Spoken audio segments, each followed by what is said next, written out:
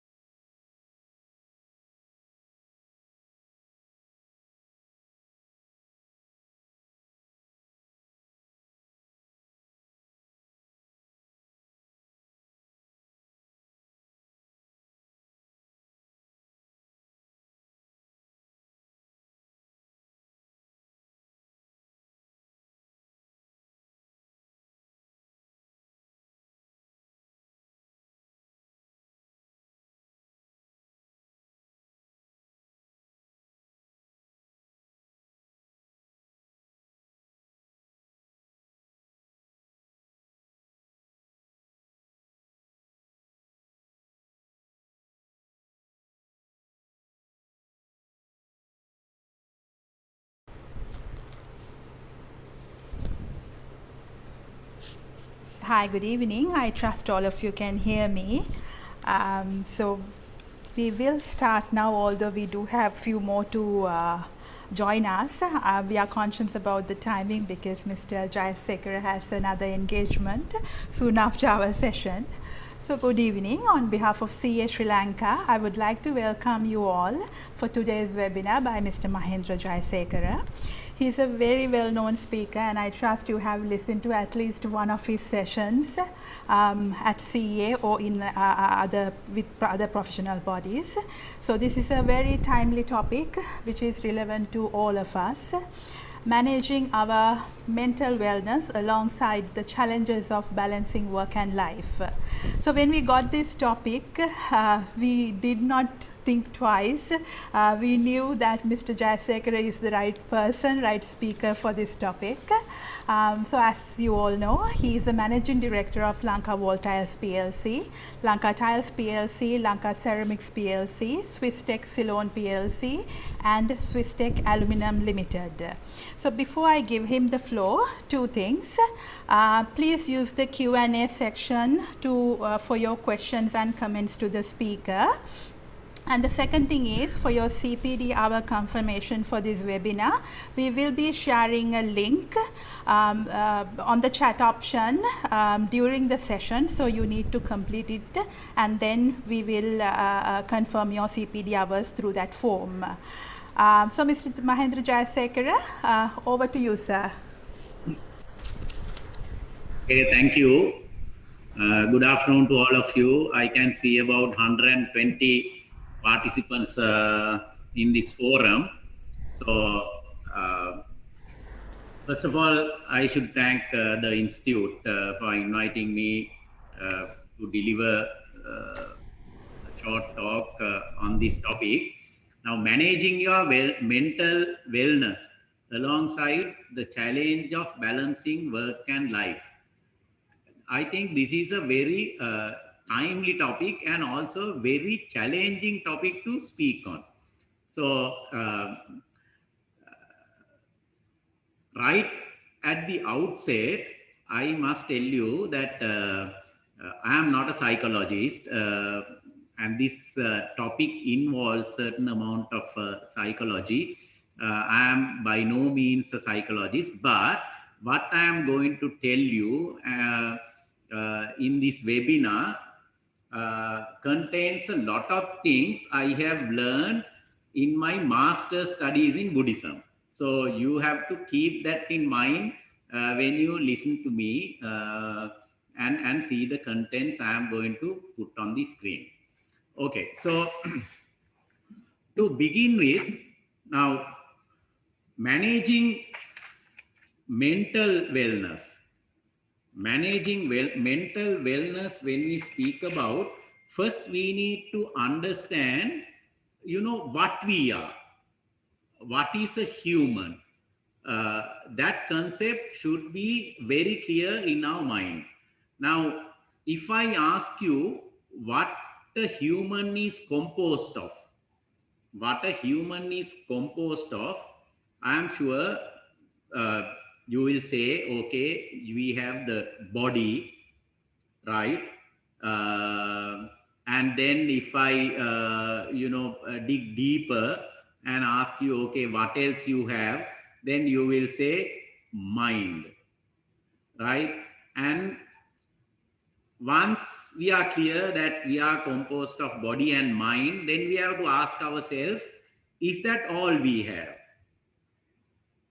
We have body, we have mind, do we have anything else?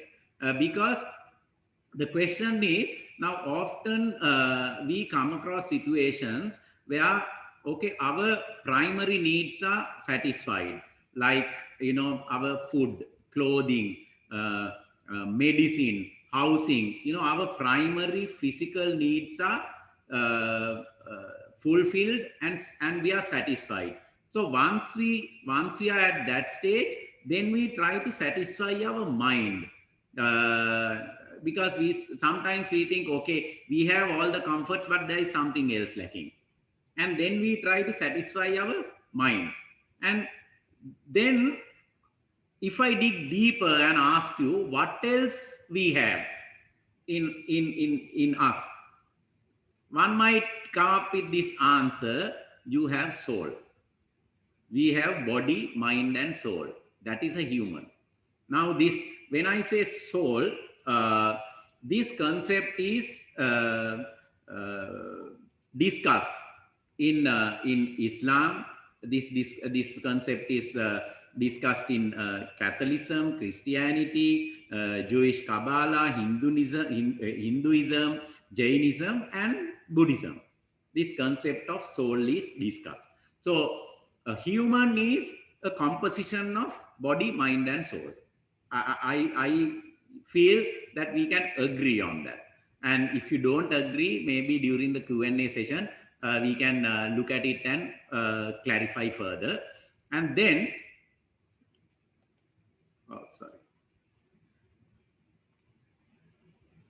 then we need to balance body, mind, and soul. To achieve mental wellness, we need to balance these three components of human life, which are body, mind, and soul. So I would put it like this: in a circle, you have three circles, and in the middle, you have the common portion which you need to balance. You have to bring these three circles together to achieve your mental well-being. When we talk about mental well-being, there is another thing we need to look at. Now, when you say body, it has the physical part. It has the form. It has the physical components. Then we have, when you say mind, it has the psycho component. So physical means somatic, psycho means psychological parts. Now, obviously, when we talk about mental wellness, I said right at the beginning that it involves certain amount of psychology. Now, what is the meaning of psychology? The word psychology comes from Greek roots. Psych means the mind. Ology means study. So study of mind is psychology. Study of mind is psychology. So the human is composed of psychosomatic aggregates. We have the mind aggregates, then we have the physical aggregates, the somatic aggregates. Let's see what those are.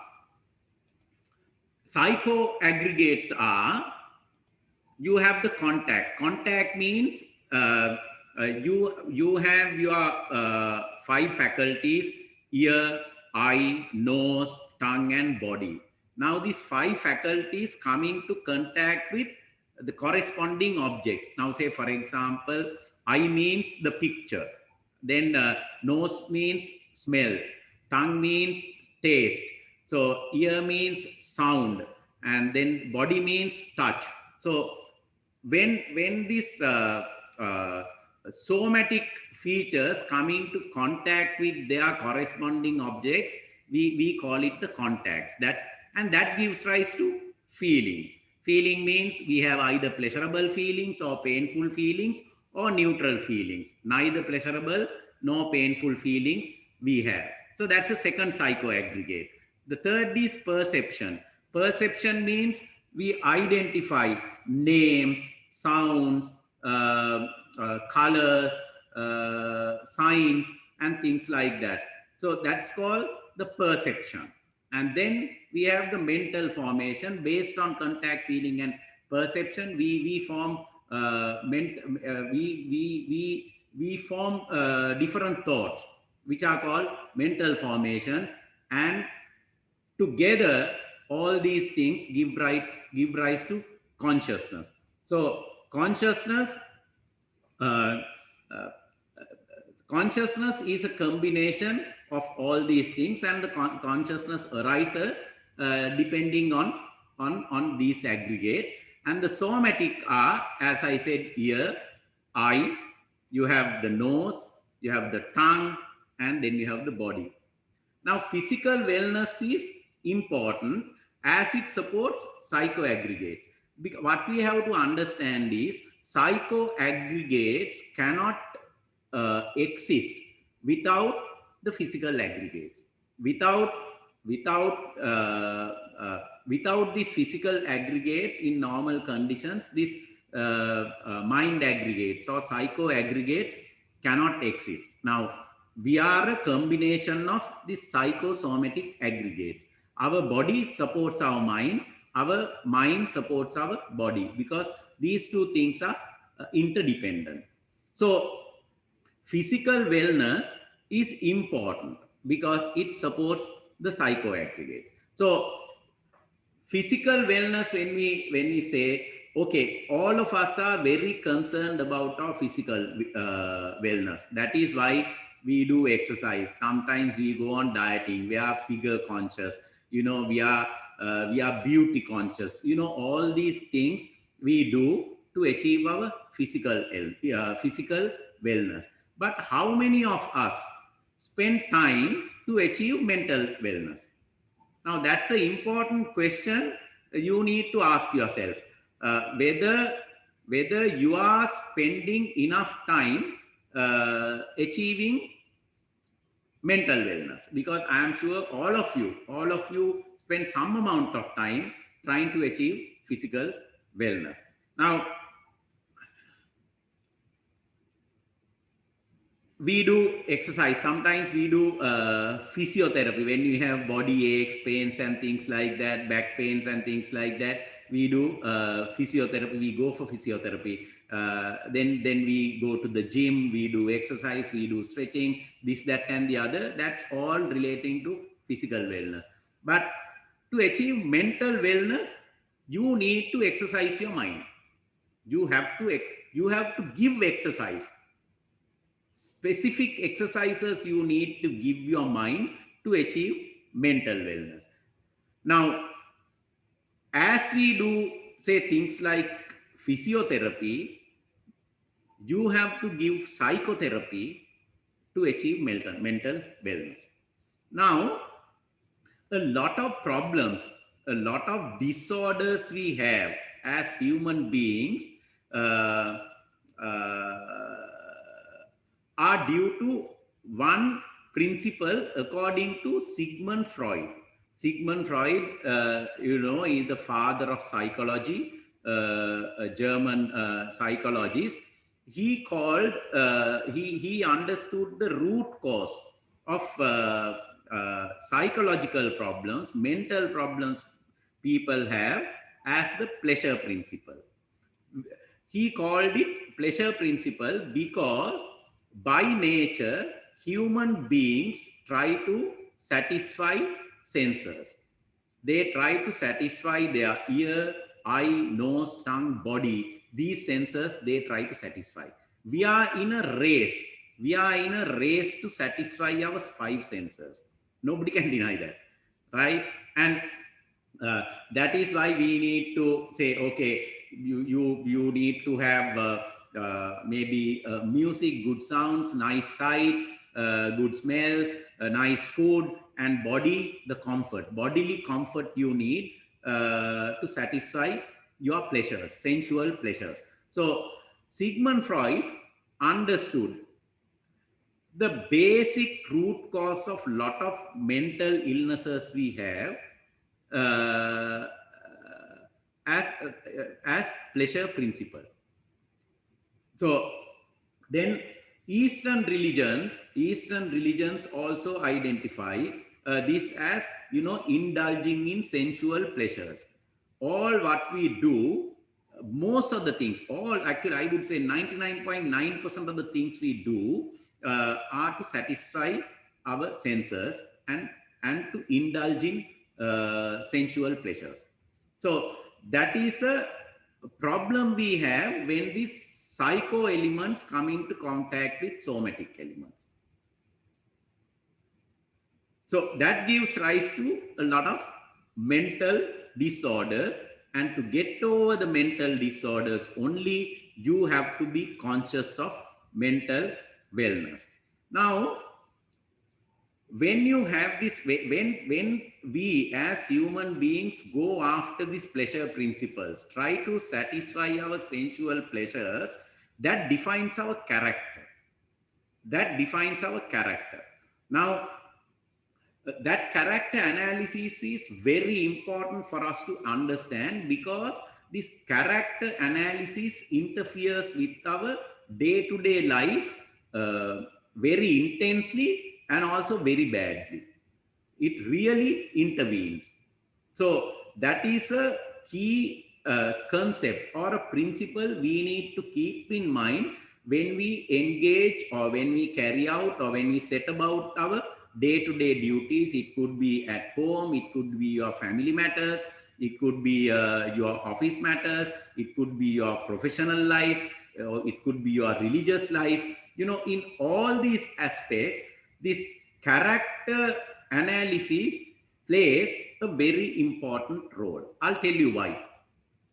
Now, according to Western as well as Eastern medical science, human body, human body is made up of 4 elements, right? I'm sure you have heard of this. If you haven't heard, right, the first element is solidity. We have solids in our body, right? Then we have fluidity. We have fluid in our body. Then we have heat. We have heat in our body, right? And then we have motion in our body, right? Now this solidity, fluidity, heat and motion, which comprises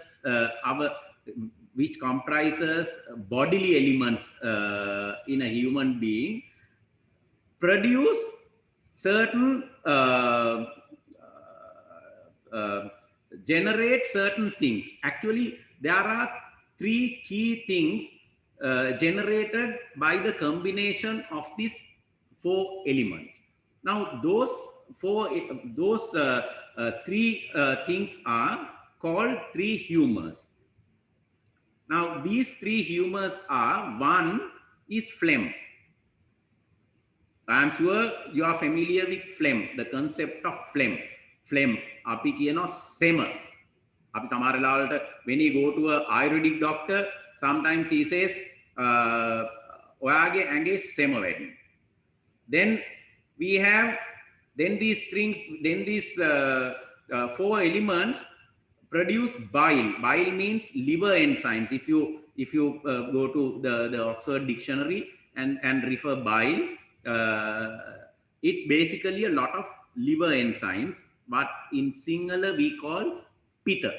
And sometimes when you go to an Ayurvedic doctor, he'll say make a pitta hinda hadinne. And then the other thing is, you call it air.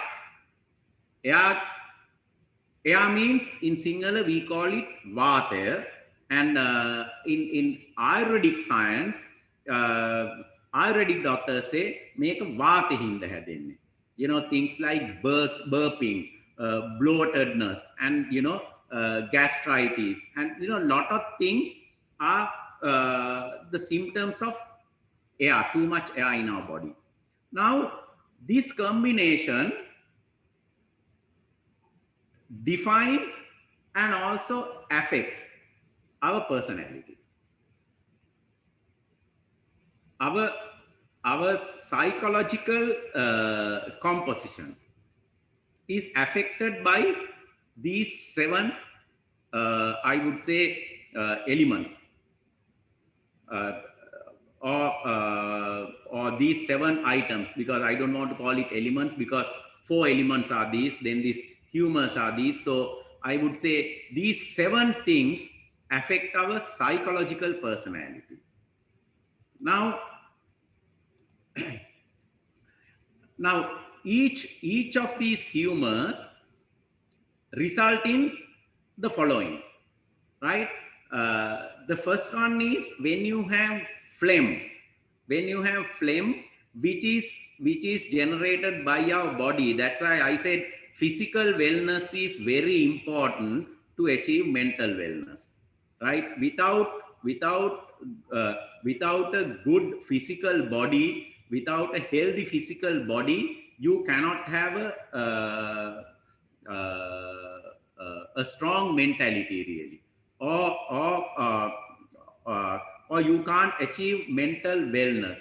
You can't achieve disease-free mind without a healthy body. So when you say phlegm, if you have too much phlegm, right, then you become a character which has too many desires. You are a desire character. When you have too much phlegm in the body, you are a desire character. That means, okay, in a crude sense, one can say desire, one can say desire is somewhat equal to greed. Now, when I say desire, actually greed may not be the right word, but desire again is to satisfy your sensual pleasures. Now, at a higher level, these sensual pleasures could be, say, self-gratification, self-recognition, uh, self-esteem. You know, those needs can be very high in your priorities. So you become a desire character. And then when you have bile, too much bile, right? This Eastern psychology identified too much bile giving a specific condition, creating a specific condition in the human, making that human a hatred character. He has, you know, he gets angry, he reacts fast, so he has too much hate, you know, sometimes his speech is not controlled, so like that, then you become a hatred character when you have too much bile. And then when you have too much air, you become a deluded character. Deluded means you cannot, I mean, it's a confused state, really, somewhat confused, really, disoriented, certain amount of disorientation. That is what you call deluded. Now, so what happens is, in order to overcome this phenomena, or if you, in order to overcome these mental disorders, when you are a desire character, it's a mental disorder. When you are a hatred character, it's a mental disorder. When you are a deluded character, it's a mental disorder. There are three other characters which I am not going to talk about because it may not be relevant to this audience. But primarily, these are the three characters we can see in human beings that can affect our mental wellness, right? And then what happens is, so then we need to understand, why is mental wellness important then? Because we, as I said, we spend a lot of time and energy to achieve our physical wellness, and we hardly spend enough time and make efforts to achieve mental wellness. Now, according to Eastern religions, right, there are 800 physical disorders, documented disorders, physical disorders, there are 800, right? And then you will be surprised to see how many mental disorders are there, documented mental disorders. There are over 1,500 mental disorders people have. This could be a surprising thing for you to hear. So, if I ask this audience, how many of you have pressure? How many of you have cholesterol? How many of you have maybe sugar? How many of you have back pains or whatever, really? How many of you have maybe joint problems? How many of you have poor eyesight? How many of you have poor hearing? How many of you have maybe loss of hair? And things like that. I am sure a lot of people will say, yes, I have. But if I ask you, how many of you have mental disorders, you think anybody will raise their hand? No, nobody will raise. But what does this mean? What does this mean? If I have a physical disorder, I am guaranteed that I have at least 2 mental disorders. Now, personally, I have cholesterol, I have slight pressure. So that means I can safely assume that I have about 4 to 5 mental disorders. How many of us are even aware that we could be affected by these? The main thing is to be aware that we could be affected by these mental disorders. I don't know whether you can remember. I think it was the Prime Minister in Finland who resigned from the Prime Minister's post, saying that he has a mental disorder. I think he was the first and the only Prime Minister to leave office, saying that he has, admitting that he has a mental disorder. And he came and told the people that he is not fit enough to govern the country because he has this problem.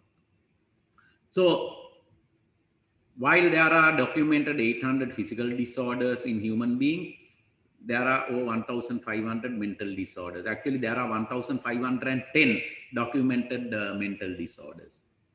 So we have to be aware of this.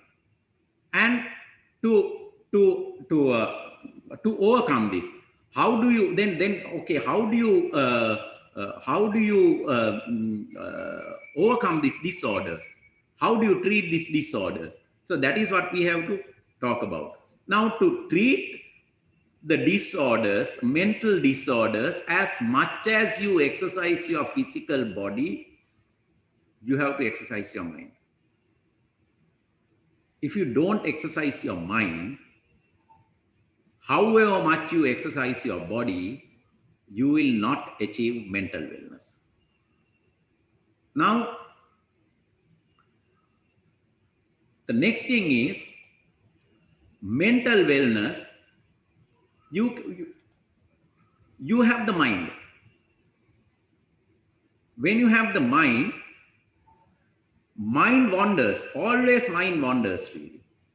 The illness is the fact that the mind is wandering. It's either in the past or it is in the future. Mind is either in the past always. Our mind, that's the nature of the mind. Or it is in the future.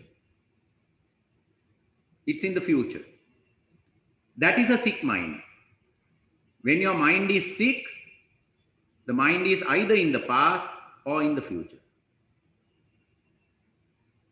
If your mind is healthy, then what happens? Your mind is in the present.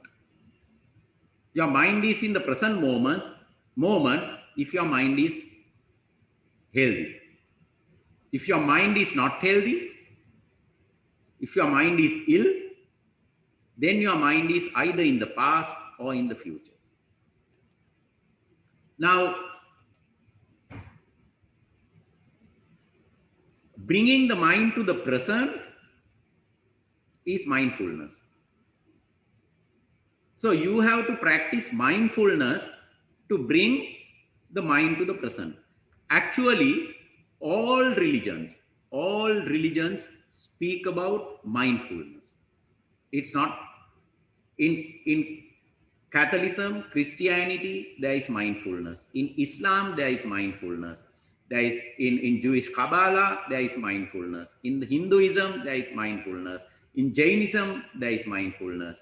And then in Buddhism, there is mindfulness. Now, treating sick minds, psychologically deranged people or ill people, a Canadian psychologist called John Kabat-Zinn, he came up with a treatment method to treat sick minds. He called it the body scan.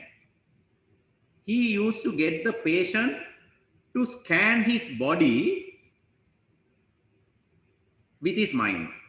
So you move your mind and scan your body from top to bottom, from head to toe. That he called the body scan. Then, okay, in other religions it's called different things, but in Buddhism it's called Kaya Anupassana. So that is a well accepted treatment to treat or to cure mental disorders, because mindfulness is basically keeping the mind near, memory near.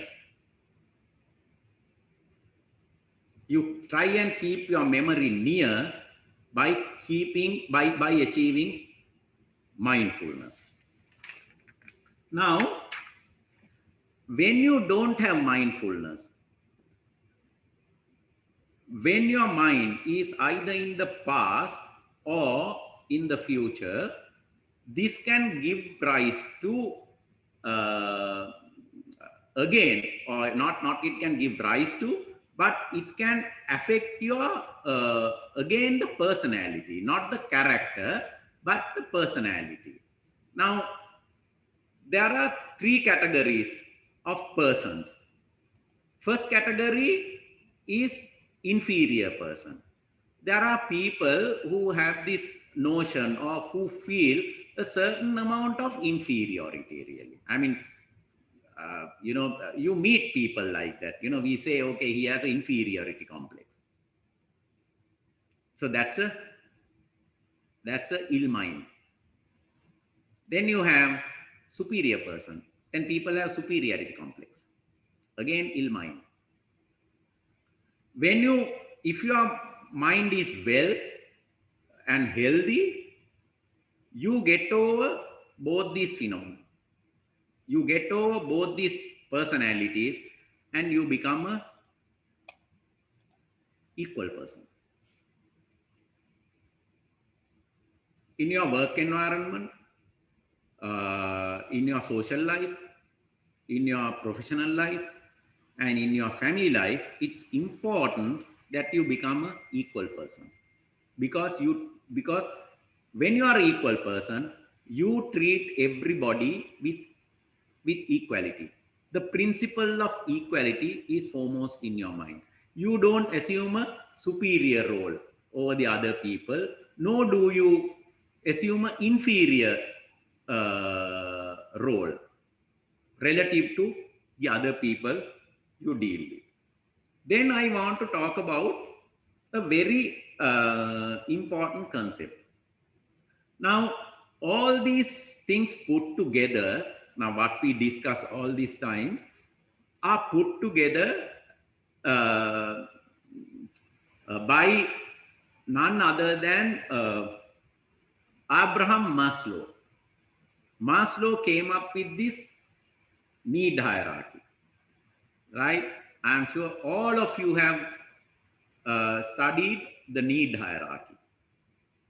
Now, what is Maslow's need hierarchy? At the bottom, he had the physiological needs. What are the physiological needs? Food, clothing, medicine, housing. Those are your primary needs.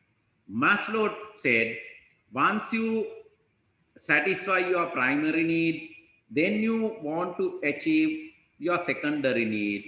First layer of secondary need is love, recognition, and safety. Right? And then thereafter, once you have satisfied that, Maslow said, you need to achieve esteem needs. That's respect, status, dignity. Those are the esteem needs we have. So once you have achieved your physiological needs, safety needs, then you achieve your love and affective needs. You go to your esteem needs, and at the final level, self-actualization need. What is self-actualization? You want to be the most in you. You have to be the full person you are. So that is called the self-actualization need. Now, if you visualize this need hierarchy pyramid, now what we all this time discuss really fit into this pyramid, because you have first the body, that is the physiological need, and thereafter the pyramid forms into the mind needs. The mind need is the love, mind need is a safety, mind need esteem, the mind needs self-actualization.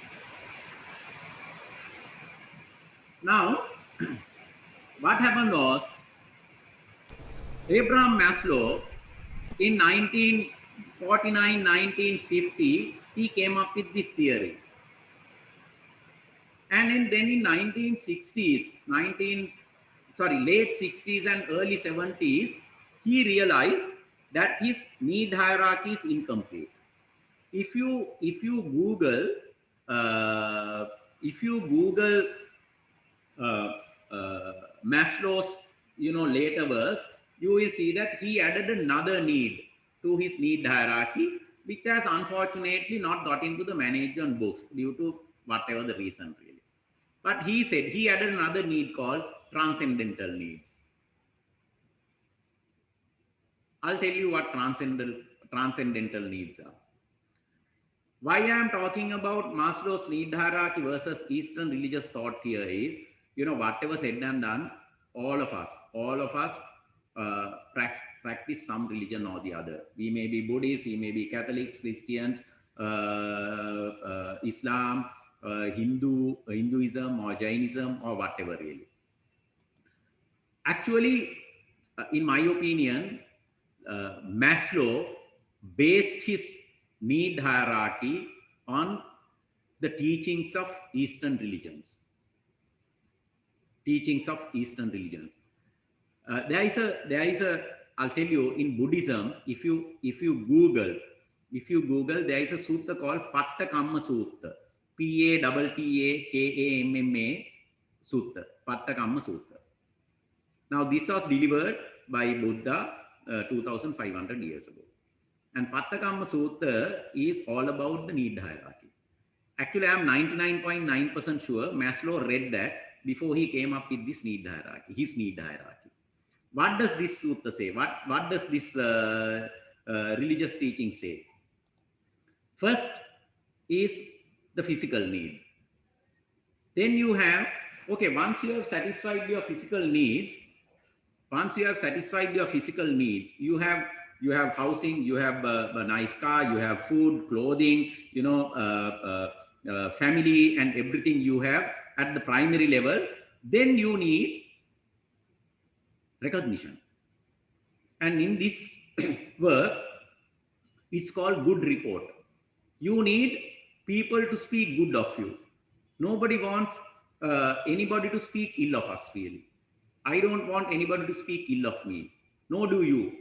All of us would like people to speak good of us, really. So that's called the good report.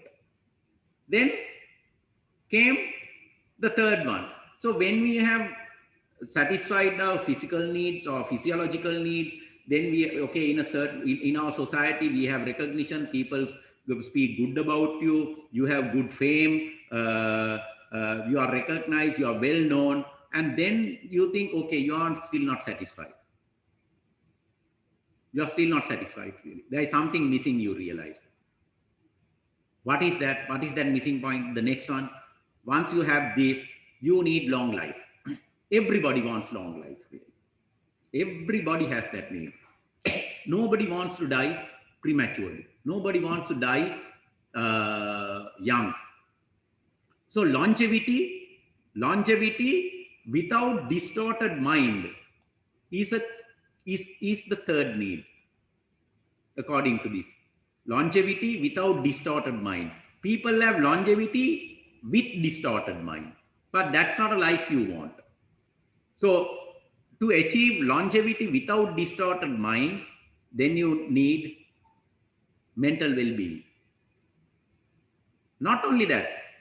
So actually, Maslow's need hierarchy stops here. It stops here. But there is another part. The top of the pyramid, he did not recognize at that point. What is that need? We have all physiological comforts. We have good report, recognition. Everybody speaks high of you, right? You are well known. You are a reputed person. Then you have a long life. Say maybe you are nearing 75, 80, 85, 90. Then what is the thought that comes to your mind? What is the thought that comes to your mind? And the thought occurs in your mind that after death, may I have a good rebirth or good destination. Depending on our religions, okay, we wish to go to heaven. We need to have a heavenly rebirth. All of us have that. Nobody wants to be born in a unsatisfactory destination. That's called the heavenly rebirth. And so this brings us to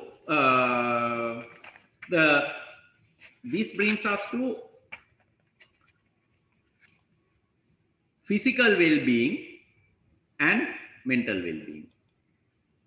Now, physical well-being is 1, mental well-being is 3.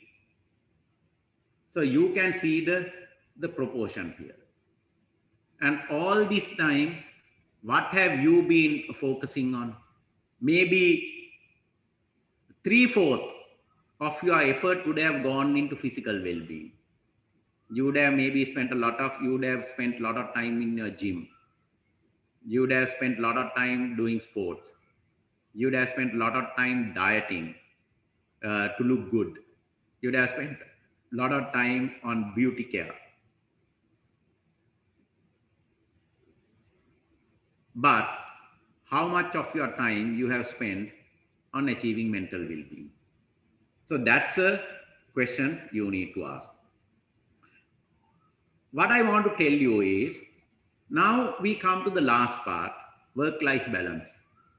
So how do you achieve work-life balance? Now, what is work actually? Work we do primarily to satisfy our primary needs. Primary needs we need to satisfy, and we need to have money, make money, and we need to lead comfortable lives. And then beyond that becomes the mental part in the work-life balance. What is life? Life is also after the primary needs are satisfied, then wealth accumulation is part of life. Then wealth protection is part of life. Good friends is part of life. You have to have good friends. And then balanced life. A balanced life means actually living within means. Not too miserly, not too extravagant, not too luxurious, beyond our means really. If you have means, yes, then you lead a luxurious life. There's nothing wrong in that really. But you don't try to achieve a lifestyle which is disproportionate to your income. And if you try to do that, then you get into trouble. Actually, in our life, a lot of corruption, abuse of power, stealing, and everything is because people try to live beyond their means. And then we go back to the very basic principles we discussed earlier on in this topic, like, whether you are a desire character, whether you are a hatred character or a deluded character. If you are a desire character, once again, you try to accumulate. Really. Then you lose the balanced life. Now, what I want to tell you is, as professionals, you have to understand that you need both physical and mental well-being. And you will also need to understand that if you are spending, say, half an hour cleansing your body every day, you need to spend at least half an hour cleansing your mind. You have to allocate that time. If you don't allocate at least an equal time to cleanse your mind, then you will not be able to achieve mental wellness. If you don't achieve mental wellness, then you will not achieve work-life balance really. Because work is not everything. But we have to understand in this world, in our worldly lives, right? Our mundane life cannot exist. A comfortable life cannot exist without work or without money. Ideal person is a prosperous, ethical person. Prosperous, ethical person. So, to become an ethical person, you have to achieve mental well-being. You have to be mentally healthy. If you are not mentally healthy, you will not achieve that. So, mental well-being you can achieve, as I said, by trying to keep your mind in the present moment, practicing mindfulness. Okay, I don't want to go far down that road because there are a lot of things we can discuss, but at a primary level you need to understand that there can be a lot of mental disorders in you or in us. We need to understand in us we may be having a lot of mental disorders and we need treatment for that. And one treatment what we can do by ourselves is trying to achieve mindfulness. And that's a key component. Without that, you can't achieve work-life balance. And see, in our organizations, in the organizations I manage, I don't let people work beyond 6 o'clock in our office. I switch off air conditioners here and I tell people, get out of office, go home. By 6 o'clock, everybody should be out. And I am out definitely by 6 o'clock, really. Maybe 5:30 or 5 o'clock. Really. So, and then you have time to spend with your family and you have to arrange your work in such a way that you are able to lead this wholesome life. Really. You enjoy your life.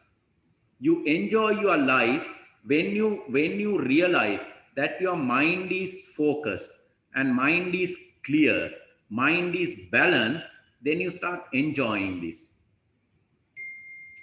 Until you see it, until you understand it, until you experience it, you will not know what is the meaning of having a clear mind. What is the meaning of having a balanced mind? What is the meaning of having a healthy mind?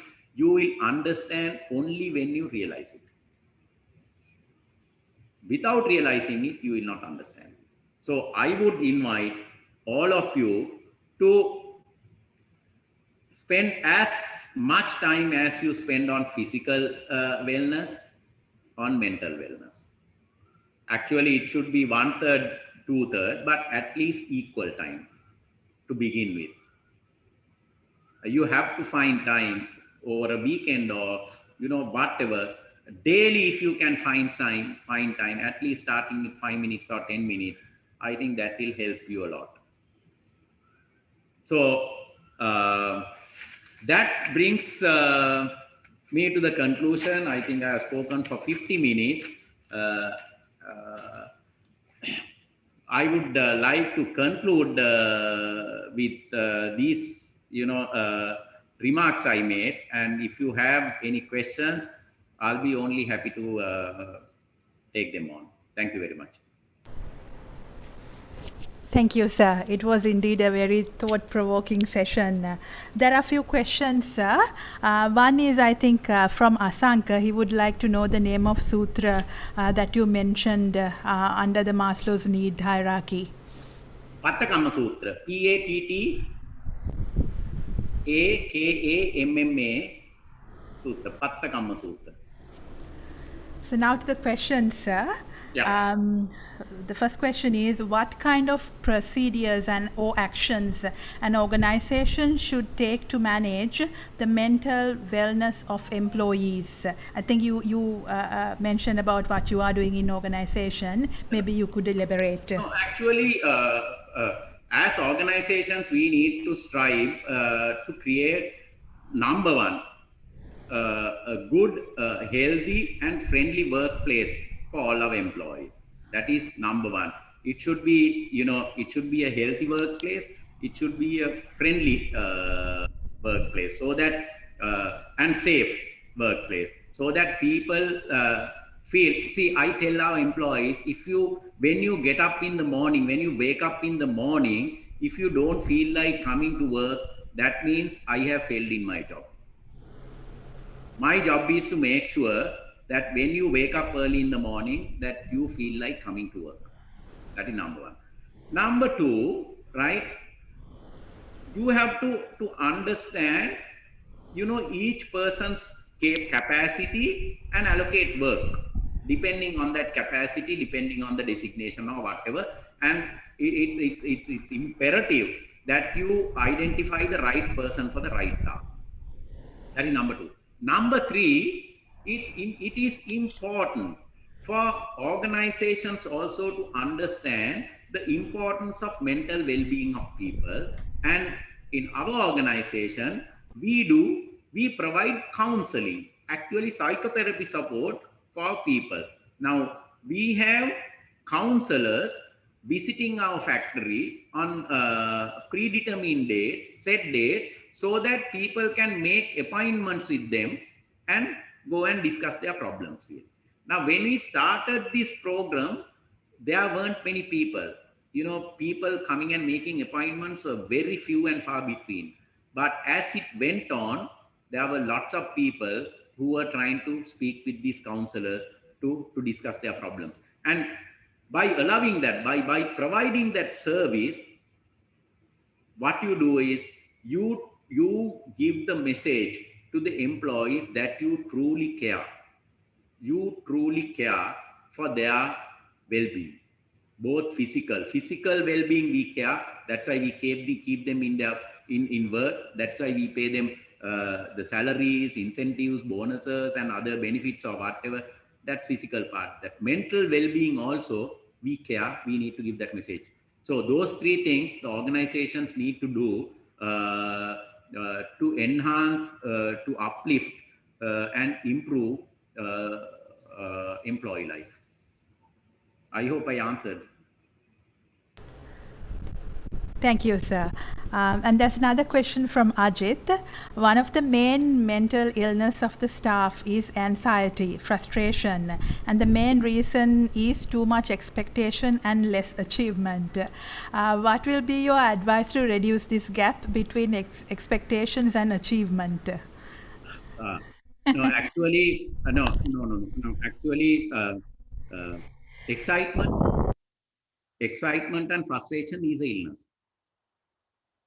Excitement and frustration is an illness. In Pali, it's called Uddacha Kukkucha, but it's an illness. So you need to really dig deep to understand what is the cause of that excitement and frustration. If it is due to too demanding work, too demanding superior, right? Then you need to address that. Actually, in a previous program, some of you may have done it with me. We